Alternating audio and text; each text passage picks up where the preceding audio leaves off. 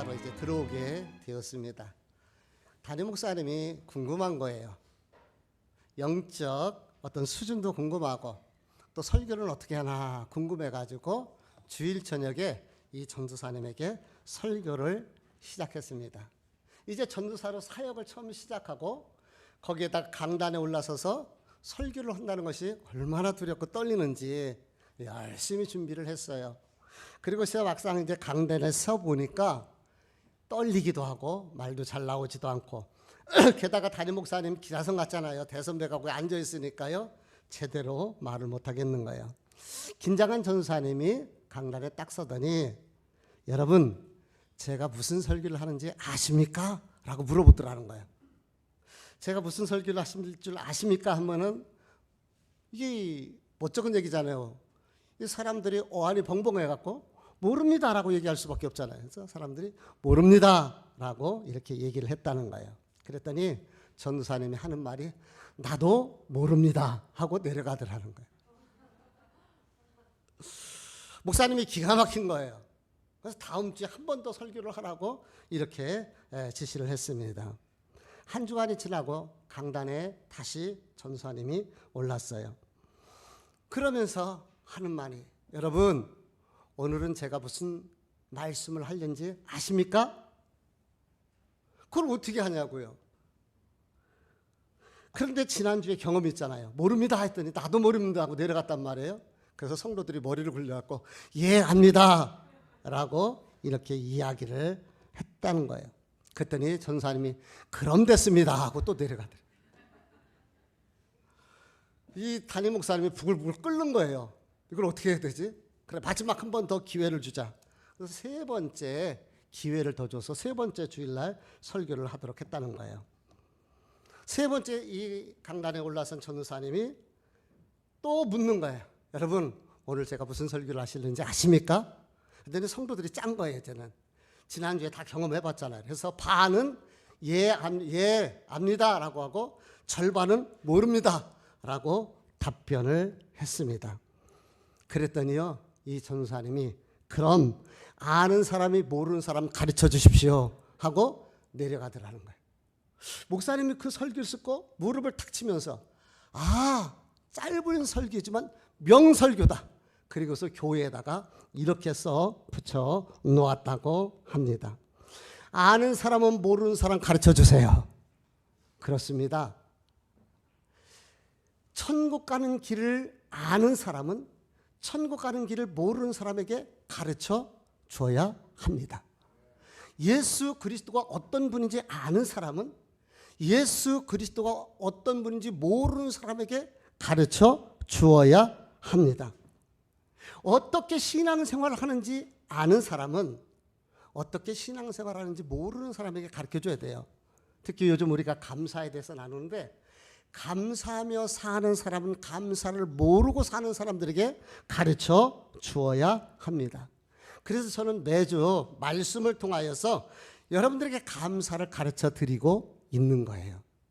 잘 듣고 잘 배워서 감사하며 살 수 있는 우리 성도들이 됐으면 좋겠습니다. 감사로 행복한 열린 축복교회, 감사로 행복한 우리 가정. 아멘. 한번 크게 해볼까요? 감사로 행복한 열린 축복교회. 한 번 더 감사로 행복한 우리 가정. 아멘. 가정이 행복하시고 또 교회가 행복한 2022년 되기를 소원합니다.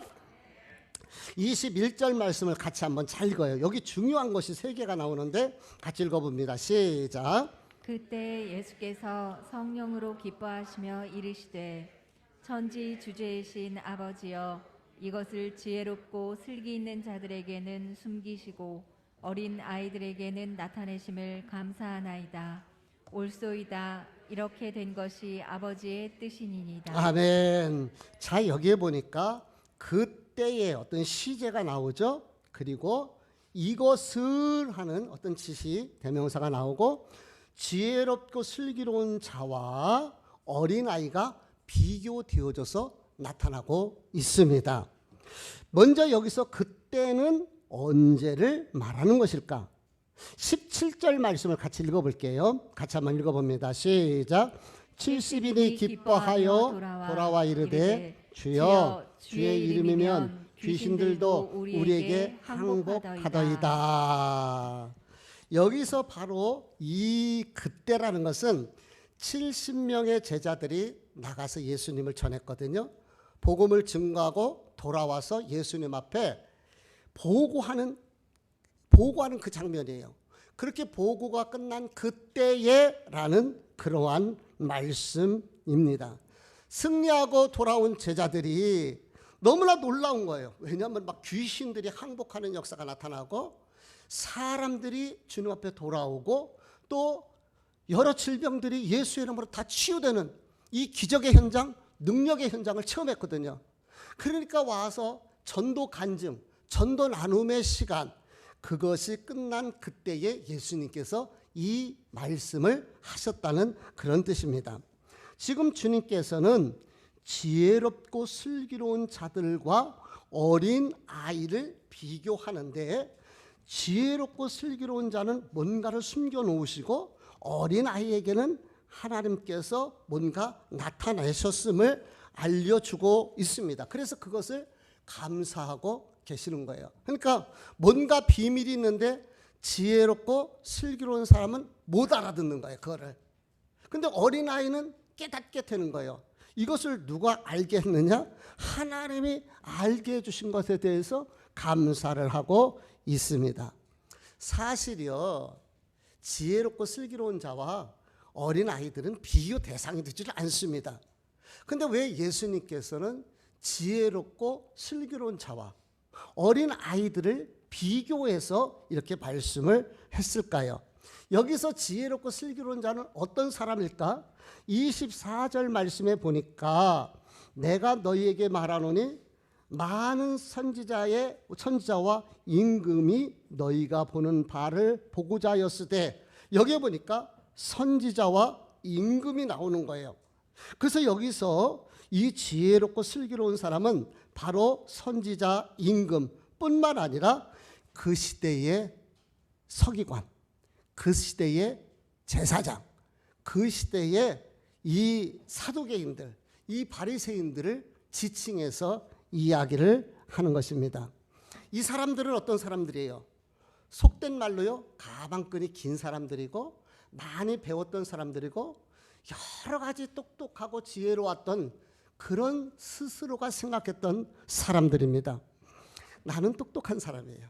나는 슬기로운 사람. 그래서 이 사람들은 종교 지도자이고 당시에 사회적인 신분이 대단한, 그래서 자기 프라이버시가 대단했던 사람들입니다. 객관적으로 봤을 때 아우 저 사람 정말 지혜롭고 슬기로워 하는 것이 아니라 자기 스스로가 지혜롭다고 슬기롭다고 하는 사람들을 예수님이 꼬집어서 이야기를 하는 것이에요. 반면에 여기서 어린 아이들은 누구냐면은 사실 70명의 제자들을 비롯하여서 순수하고 깨끗한 사람들을 어린 아이로 이렇게 말씀을 하고 있습니다. 어린아이의 특징은요, 어른에 비해서 지식도 좀 부족하고요, 세상을 살아갈 수 있는 그런 스킬도 좀 부족하고요, 또 많은 단점들이 있습니다. 근데 반면에 어린아이들은 아주 단순해서 있는 그대로를 아멘으로 받고 순수하고 깨끗한 거예요.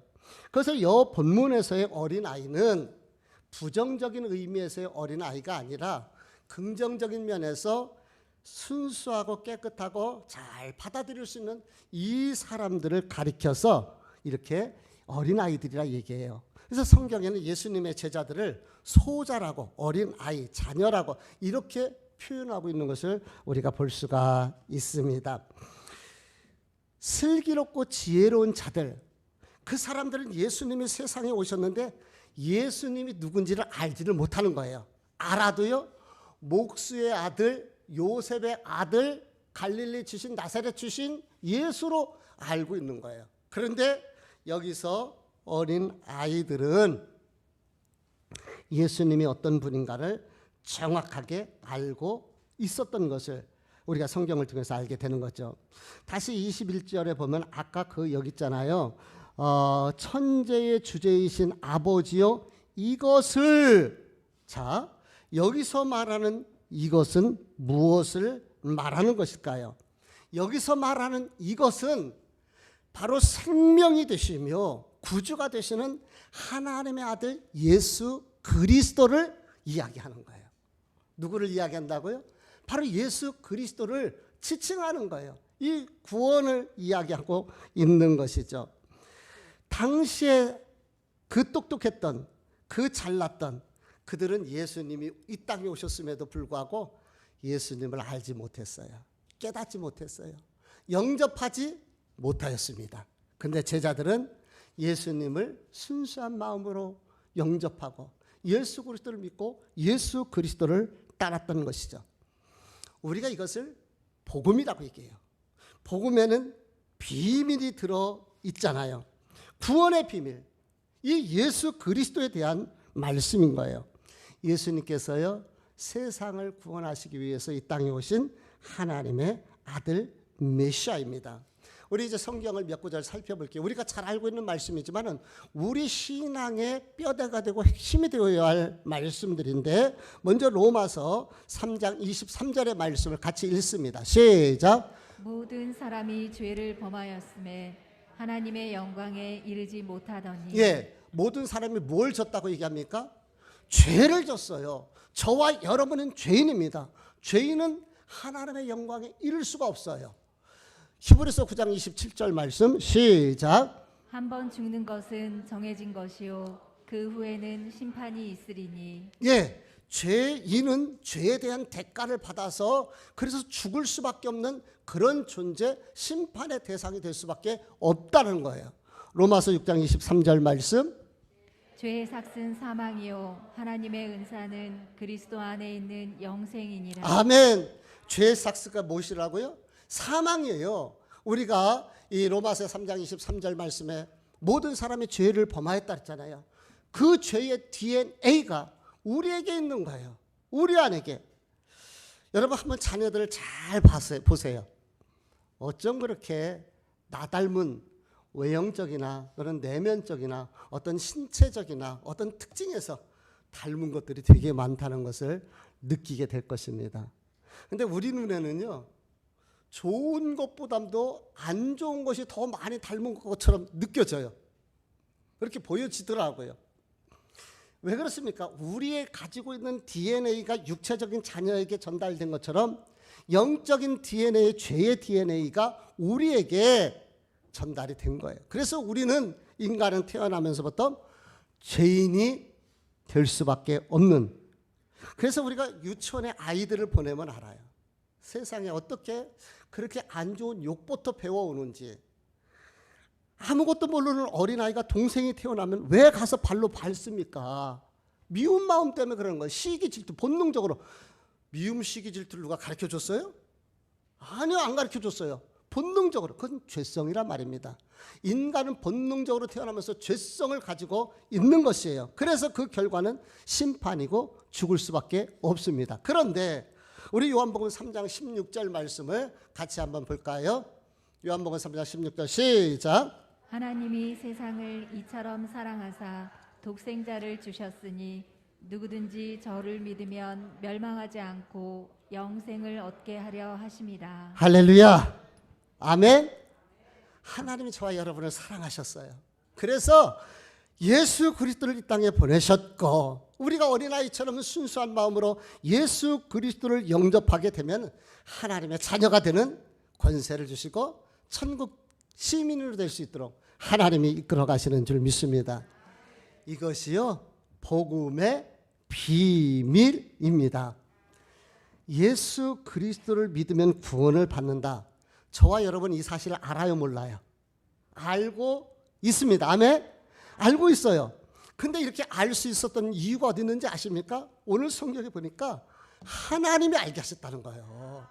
하나님이 은혜를 주셔서 깨달을 수 있도록 했기 때문에 예수 그리스도가 우리의 구주가 되시며 생명이 되시고 나의 죄 문제를 해결해 주시는 유일하신 분인 것을 우리가 알게 되는 것입니다. 그래서 우리에게는 열려져 있는 복음인 거예요.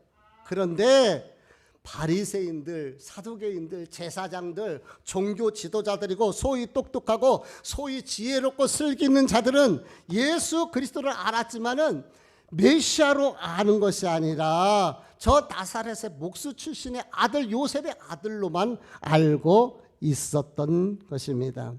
그런데 제자들은, 그리고 어린아이 같은 사람들은, 순수하고 깨끗한 그들은 예수님을 나의 구주, 나의 하나님으로 받아들일 수 있도록 하나님께서 마음의 문을 열어주셨고 예수 그리스도를 영접할 수 있는 기회를 주셨어요.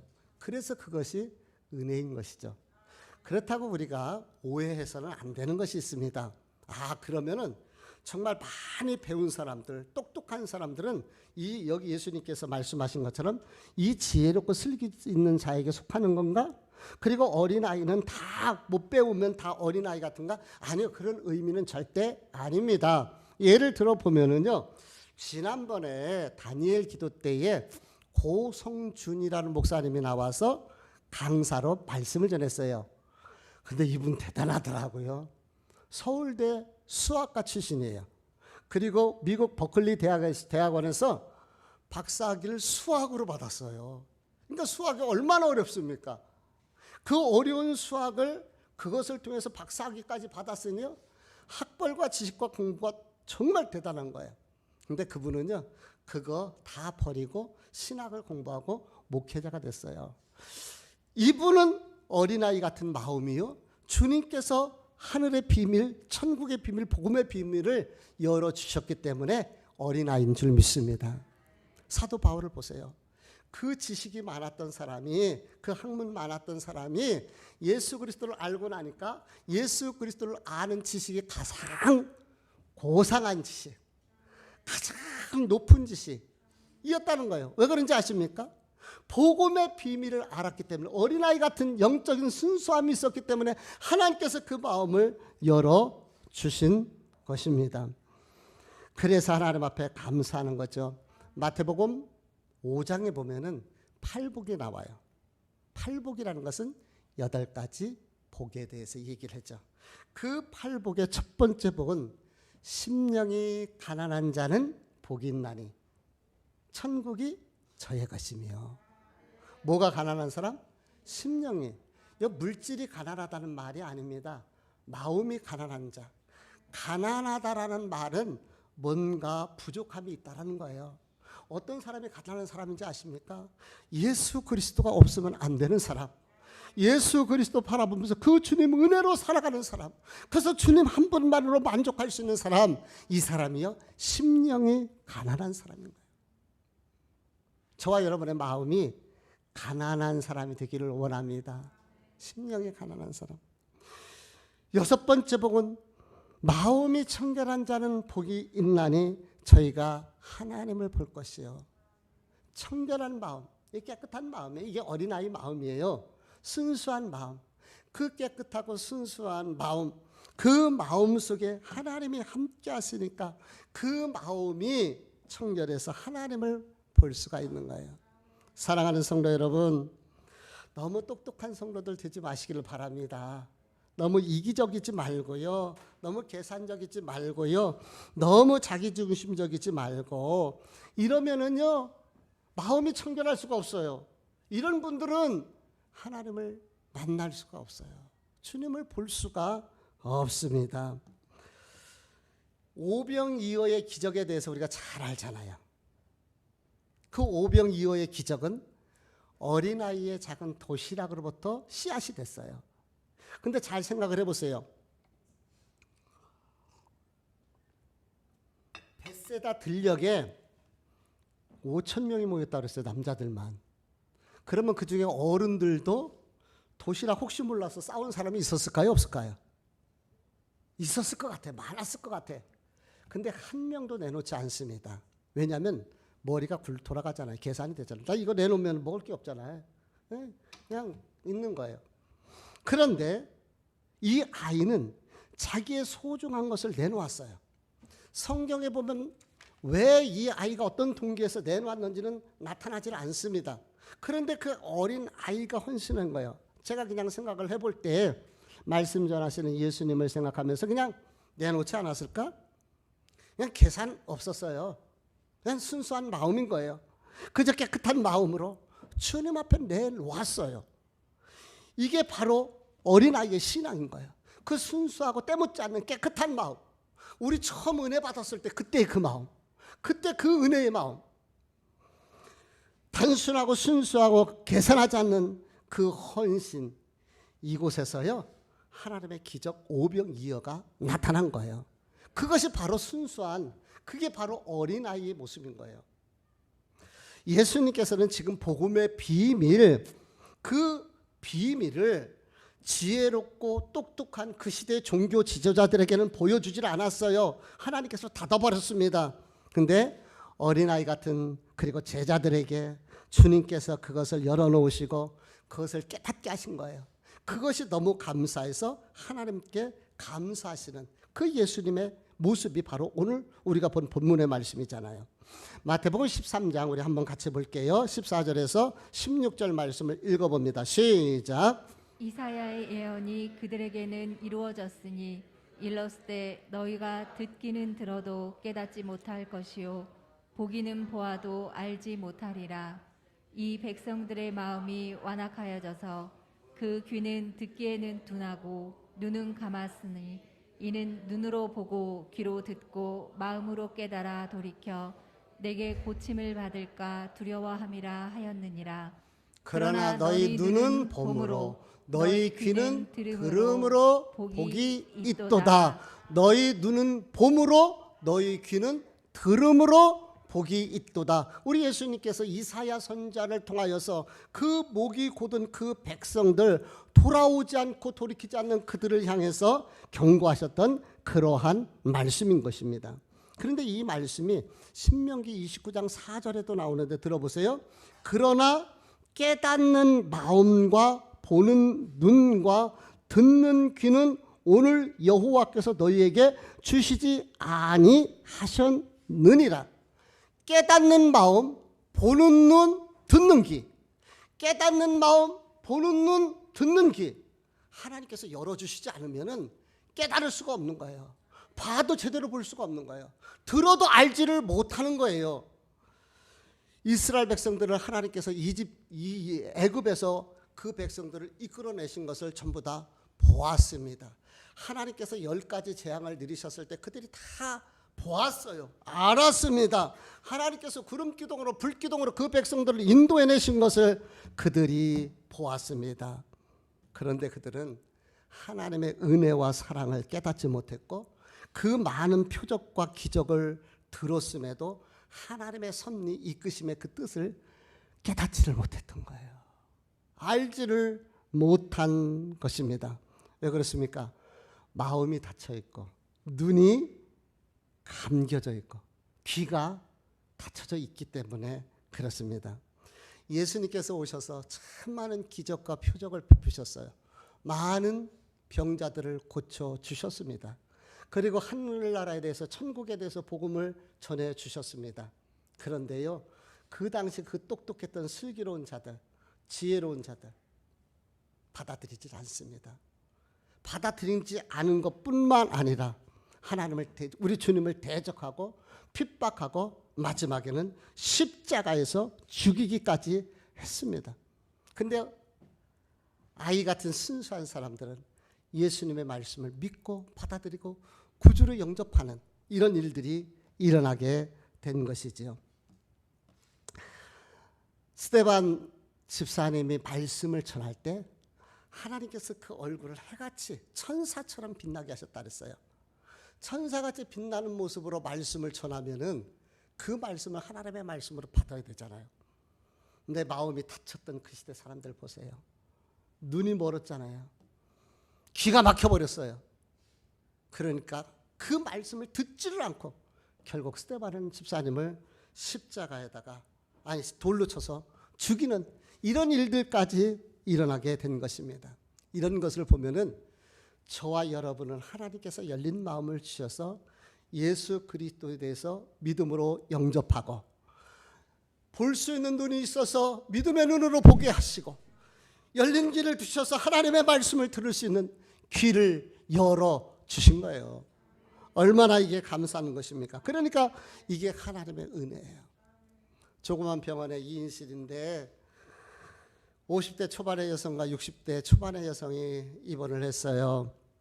50대 초반의 여성은 병문안 오는 사람들에게 의사가 돌팔인가 보다, 간호사가 불친절하다, 식사가 왜 그런지 모르겠다, 지겨워서 병원에 못 있겠다, 이러고 원망불평하고 있어요. 근데 60대의 여성은 그래도 빨리 수술한 것이 정말 감사하다, 하나님께서 그래도 은혜를 주셔서 너무 감사하다, 나를 위해서 기도해 주셔서 감사하다. 똑같은 병실에서 함께 수술을 하고 있는데 한 분은 감사하고 하나님 앞에 영광 올려드리는 부분이 있고 한 분은 원망불평하는 것을 보게 됩니다. 깨달을 수 있는 것이 은혜예요. 깨닫지 못하는 마음은 다친 마음이요. 눈이 있어도 보지를 못하는 마음. 그건 잠겨져 있는 눈이요. 귀가 있어도요, 듣지 못하는 귀, 알지 못하는 귀는 막힌 귀가 됩니다.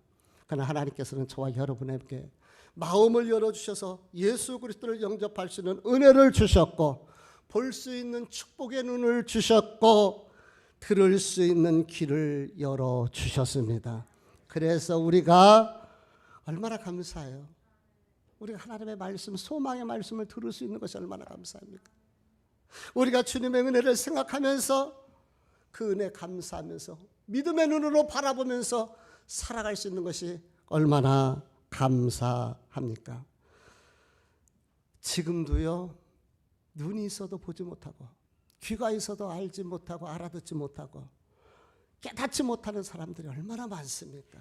그래서 저와 여러분은 정말 복 있는 사람이다. 우리 주님께서는 그런 그 제자들을 보시면서 하나님 앞에 감사하고 계시는 거예요. 오늘 한번 집에 들어가서 주님, 깨달을 수 있는 마음, 볼 수 있는 눈, 들을 수 있는 귀를 주셔서 감사합니다 하고요, 감사일기를 써보시기를 바랍니다. 결론을 말씀드립니다. 우리나라 사람들은 93%가 비타민 D가 부족하다고 그래요.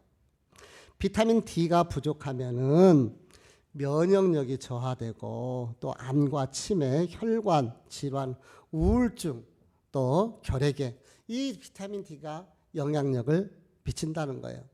그래서 비타민 D가 우리 몸에 중요한데, 연구 결과에 의하면은 100여 가지의 질병에 이 비타민 D가 영향을 미친다고 합니다. 그러니까 그만큼 우리 몸에 비타민 D가 중요하다는 그런 말이에요. 그런데 이 비타민 D를 공급받을 수 있는 길이 있어요. 어려운 길이 아니에요. 뭘까요? 잘 알잖아요. 햇빛을 쬐면, 한 10분만 햇빛을 쬐면은요, 우리 몸에서 비타민 D가 생성된다는 거예요. 얼마나 감사합니까? 할렐루야. 약을 먹지 않고 돈 들이지 않아도 우리 몸에 비타민 D를 생성할 수가 있는 거예요. 그래서 너무 감사한 거죠. 하나님께서는요, 우리에게 햇볕을 공짜로 주셨어요. 그래서 감사한데요, 저는 그런 의미에서 감사는 영적인 비타민 D를 생성케 하는 햇볕과 같다, 이렇게 생각합니다. 감사하면은요, 우리 몸에 필요한 비타민 D가 생성된다는 거예요. 왜냐하면은 감사가 우리의 영혼을 건강하게 하고, 감사가 삶의 활력소를 주며, 감사가 축복의 통로가 되기 때문에 그렇습니다. 그래서 C. 쿨리즈라는 분은 이런 얘기를 했어요. 한번 볼게요. 같이 읽어봅니다. 시작. 가장 축복받는 사람이 되려면 가장 감사하는 사람이 되라. 감사 없는 계속해 주십니다. 시작. 감사 없는 소망은 의식 불명의 소망이요, 감사 없는 믿음은 줏대 없는 믿음이요, 감사 없는 생애는 사랑이 메마른 생애이다. 어떤 아름다운 것도 거기서 감사를 빼면 절름거리가 되고 만다. 무슨 얘기인가 이해가 되시나요? 감사가 그만큼 중요하고 감사하며 살자는 것입니다. 오늘 우리가 살펴보았던 그 예수님의 말씀, 여러분의 책에도 아마 빨간 글씨나 어떻게 표시가 됐을 거예요. 그것은 무슨 의미냐면은 예수님께서 직접 말씀하신 부분에 대해서는 그렇게 표시를 해가지고 이게 예수님이 직접 하셨던 말씀이구나 알게 이렇게 표현을 해 놓은 것이죠. 오늘 우리가 보았던 예수님의 말씀은 그 당시가 그렇게 똑똑하고 잘나고 그렇게 종교적으로 많은 것을 배웠지만은 그럼에도 하나님을 알지 못했던 사람들이 있는데, 반면에 어린아이같이 제자들처럼 순수하게 그래서 하나님의 말씀을 받아들일 수 있었던 그들을 보면서 그렇게 하나님께서 열어주셔서 은혜를 주셔서 그게 감사해서 하나님 아버지 앞에 감사하는 내용이 본문의 말씀입니다. 복음서에 보면은 예수님께서 4번 직접적으로 감사라는 단어를 쓰셨어요. 감사와 비슷한 단어 연결된 단어가 많은데 직접 감사가 4번에 우리 한글로 나오고 있습니다. 그런데 우리 주님께서도 이런 것을 보면 늘 일상이 감사하면서 사셨던 분이고, 오늘 제자들이 은혜, 속된 말로 쉽게 말해서 은혜 받고 깨닫고 하나님 말씀 받은 것에 감사하는 거 아니에요. 그런 것을 보면서 감사하는 예수님의 모습인 것입니다. 저와 여러분도 우리 예수님을 닮아서 이런 감사하는 삶을 함께 살자는 것이에요. 전에도 말씀드렸지만은 생각하다 싱크와 감사하다 땡큐는 어원이 같습니다. think, 생각하면 땡큐, 감사하지 않을 수가 없는 거예요. 오늘까지 오게 된 것이 돌아보니 다 감사 아닙니까? 하나님께서 때마다 일마다 이끌어 주시고 인도해 주신 것 다 감사 아니냐 말입니다. 생각해 보세요. 우리가 돌아보면 다 감사고요. 다른 모든 거 다 내려놓더라도요. 다 떠납시다. 다. 그래도 우리가 구원받은 하나님의 자녀가 되어진 거. 하나님께서 나 같은 것 사랑하셔서 마음에 열린 마음을 주셔서 복음을 받아들일 수 있는, 영접할 수 있는 그런 은혜를 주시고, 예수 그리스도 믿음의 소망으로 하늘을 보며 천국을 볼 수 있는 눈을 주시고, 하나님의 말씀, 소망의 말씀을 귀로 들을 수 있는 은혜를 주신 거예요. 그러므로 우리는 다른 거 다 떠나서도 감사하며 살 수 있다는 것이죠. 예수님도 제자들을 보면서 감사하셨습니다. 저와 여러분들도 이 땅에서 감사하며 삽시다.